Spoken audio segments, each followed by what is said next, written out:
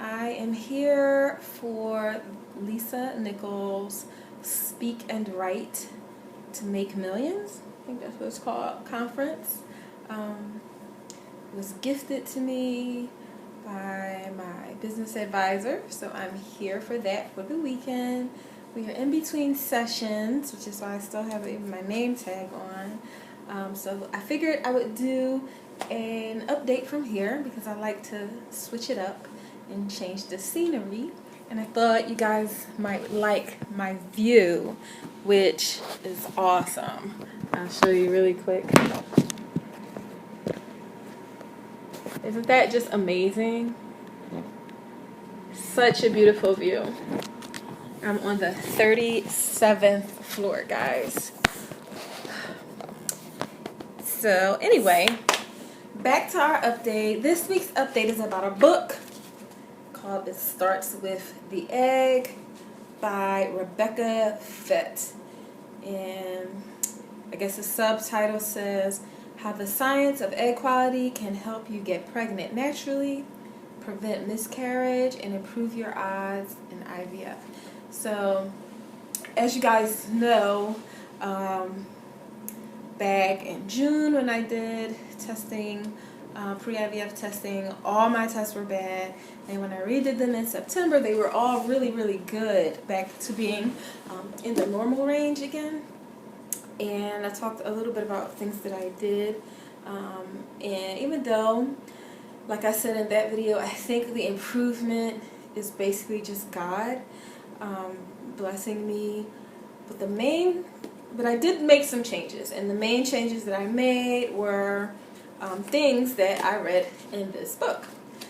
So I first heard about this book on a Facebook group for single mothers by choice. A woman mentioned in there that she had a very successful egg retrieval for IVF. I don't remember how many eggs, but it was like way, way more than her previous attempt at IVF. And she claimed that this book, It Starts With the Egg, was what helped her have such a big improvement. So I went on Amazon and bought it. I tried to get it from the library because I honestly don't buy a lot of books, but I couldn't find it. So I also, after receiving the book, have made some significant changes in my lifestyle after reading it. So a couple of things that I changed that have to do with supplements. Some of the supplements that I mentioned in my earlier video were taking DHEA and CoQ10. Now I was already taking those before buying the book because my doctor recommended it after my tests in June were so bad. But this book actually recommended the exact dosages that my doctor recommended. So that made me feel a little more confident in some of the other things in the book. In terms of supplements, it also recommended taking vitamin C and vitamin E. Both are antioxidants, and the book goes into a lot of science. The back says that the author has a degree in molecular biotechnology and biochemistry. But then it also says that she's a patent litigation attorney, which when I did show this book to my RE, she thought that was a little questionable, this lady's background. But, maybe she just had a career change. So there's some science in here, but it's not to the point where you can't understand it. The book breaks down into a couple parts, like understanding your egg quality. What is the second part? Part 3 is called The Bigger Picture, where it talks about diet. And what was part? I'm trying to skim through part 2, guys. Bear with me.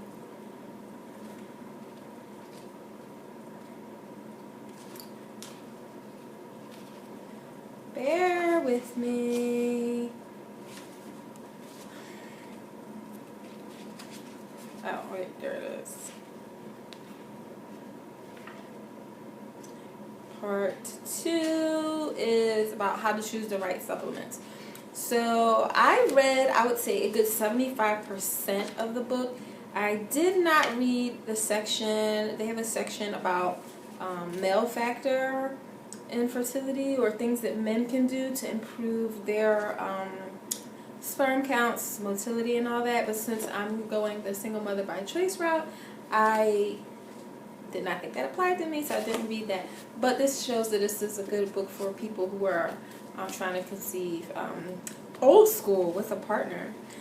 So in addition to those supplements, it also mentioned a couple others that I wasn't really going to try. Myoinositol, I'm not sure if I'm pronouncing that right, but it covered that.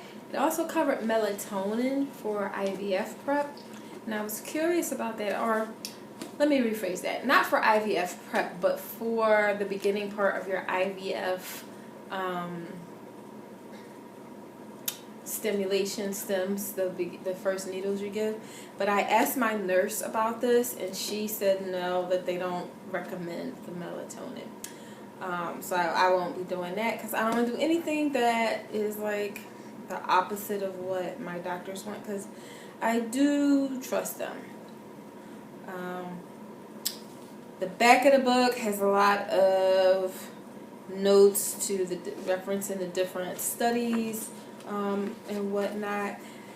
Now, the part of the book that honestly freaked me out and led to, I would say, some significant lifestyle changes for me had to do with toxins. So we're all exposed to toxins all the time, which is why antioxidants are good for us. They help kind of protect and rebuild the cells from the damage of the toxins that we're all exposed to. But this book touched on two big toxins. So one was the BPAs that we've all heard about, that are in like plastics, and like why we're not supposed to drink out of like the plastic water bottles multiple times, which I have been guilty of. And why, they say glass is better. And then the other toxin is called phthalates, even though it starts with a P. PHTHALATES. And that's in a lot of things like cleaning products, fragrances, polishes. So one thing that the book pointed out was that for women who have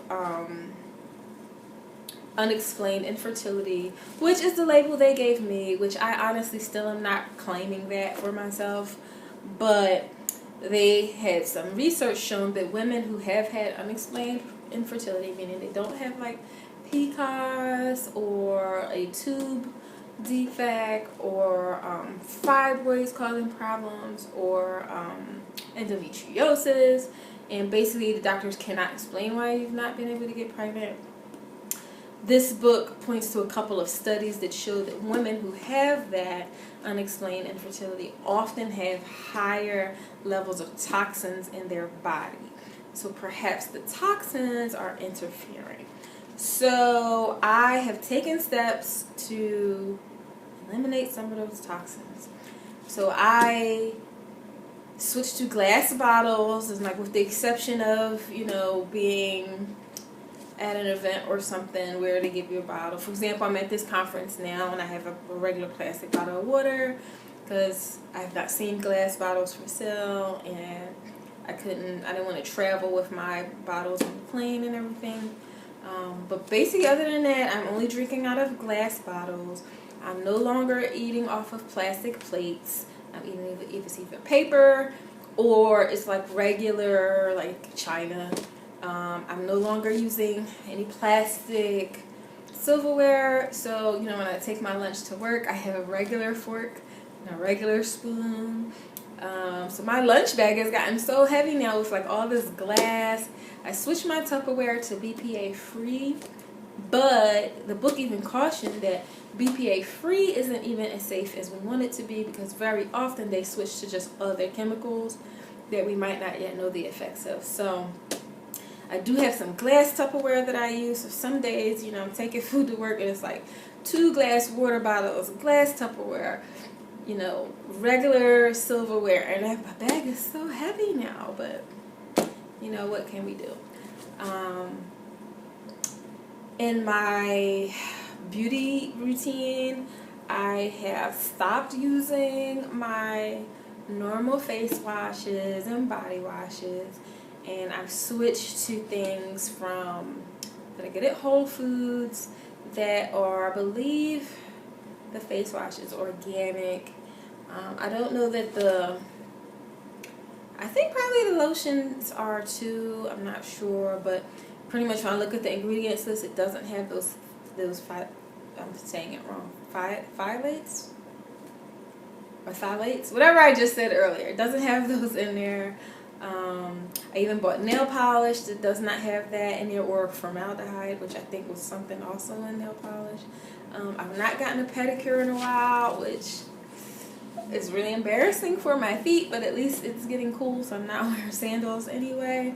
But when I do, I'll probably just take the polish with me and have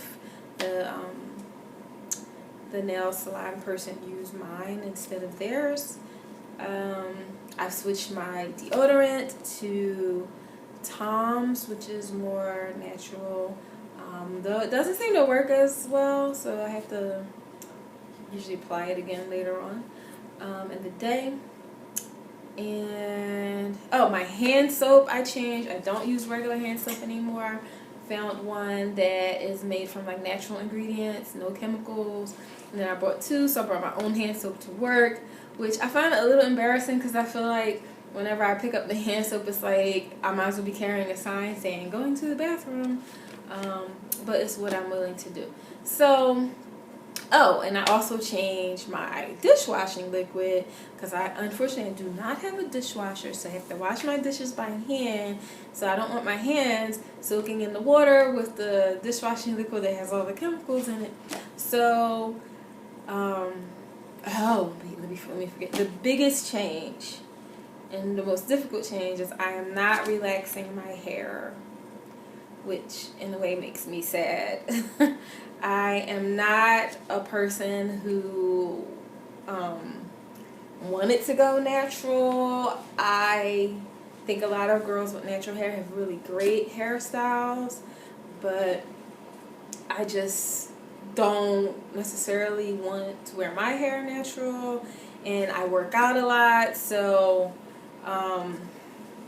not sure how getting it pressed would work with the working out. It would revert back to its natural texture, which I don't even know my natural texture because my mom put a relaxer in my hair when I was about 6, and I don't spend a lot of time doing my hair. Some days, if the hairstylist does it in really those tight curls, that sometimes I'll take a picture and post on Instagram where it looks really short. It has still some of the tight curls in it now. You can see it's a little bit longer than it's showing. I don't even have to like comb it. I can just like kind of finger smooth it out and maybe like repart it and brush the front. So it's been okay for a while, but now I'm past the point of time where I would have gotten a relaxer touch-up every 6 weeks and have a bunch of chemicals put on my scalp and sit there with it on. Like, it just didn't seem logical for me to be taking all these steps based on what I read in the book, and then to not follow suit with eliminating chemicals from my hair care routine, at least the relaxer. So I don't know how it's going to go. My hair is okay right now, but when I get it done, it's not lasting as long, and I have a feeling I will end up wearing a lot of ponytails, and you know, maybe after a while, maybe I might like it. Maybe it might be a surprise, and I'm just like, oh, this is the best decision I ever made.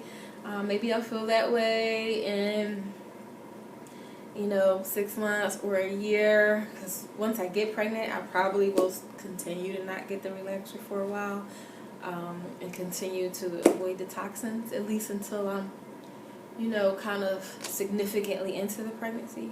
But yeah, that's probably the biggest change, at least emotionally, than not doing a relaxer. So basically, I started doing all these things before I went and got those tests in September. So I don't know how much of me, you know, doing the DHEA, the CoQ10, the vitamin E, the vitamin C, along with my prenatal, avoiding all these toxins and like changing so much of my products had to do. Oh, and also I've lost some weight. I don't know how much those things had to do with the improvement in my egg quality. Like I said, I just think it's all God, but I want to show him that I'm willing to do the things that I need to do to show how much I want to be a mom, so that he would bless me with the privilege of raising one of his children and being a mom. So anyway, that's it. It's called It Starts With the Egg. I think the last chapter talks about diet, and it really advocates for that Mediterranean diet. I have not mastered that at all, and I need to work harder on that so that I can speed up my little weight loss here. But basically, I like the book. I found it to be informative and pretty easy to understand and read, even though the toxin stuff did kind of freak me out, but I've started making some of the changes mentioned here. I'll probably make some others, like I'll probably switch my laundry detergents. I switched my lipstick. I don't wear a whole, and I've stopped wearing like foundation. I wear it occasionally. I think I have a little one now. Might have faded away from this morning, but I haven't wearing it regularly, and since I have not yet found one that doesn't have like chemicals, I basically just haven't been wearing it, which is trying, especially since the DHEA, you know, like I showed you guys before, breaks me all out on my forehead. So it's like that breakout plus no foundation. But I did switch my lipstick to Burt's Bees, which is, I think, natural. And I found some shades that I like. So other change, I'll probably eventually look for a foundation or something, like blush and things like that that don't have the chemicals. But anyway, I recommend reading the book to anyone who is trying to get pregnant, even if they're not struggling or anything, or if they just started trying. It might be worth it to make some of these changes. At least it helps you feel proactive when so much of this journey just really feels like you have no control over. At least it makes you feel like you're doing something. So it's called It Starts With the Egg, Rebecca Fett. I got mine from Amazon. No one's paid me to read it. This is not a sponsored video, but I just wanted to share. And I'll also share about it on my blog, because sometimes I write about books worth reading there. Because I think this is definitely a book worth reading for anyone who is trying to get pregnant or thinks they might try and get pregnant in the future. So anyway, the video already took way longer than I planned. So I appreciate anyone who watched to the end. If you've read this book and you have an opinion, please leave a comment below so we can talk about it. If you liked it, if you didn't like it, let me know. Also, guys, remember I have a blog. Feel free to check it out whenever. I do write about the videos that I post here on this channel related to trying to get pregnant, but I do write about a whole bunch of other stuff related to women attempting to have the life they always wanted for themselves, a happy, joyful life, and the pillars of joy that they can strengthen to make that more likely and increase their resilience. So, you know, check it out. And all the links to where you can find me on social media are listed in the comments.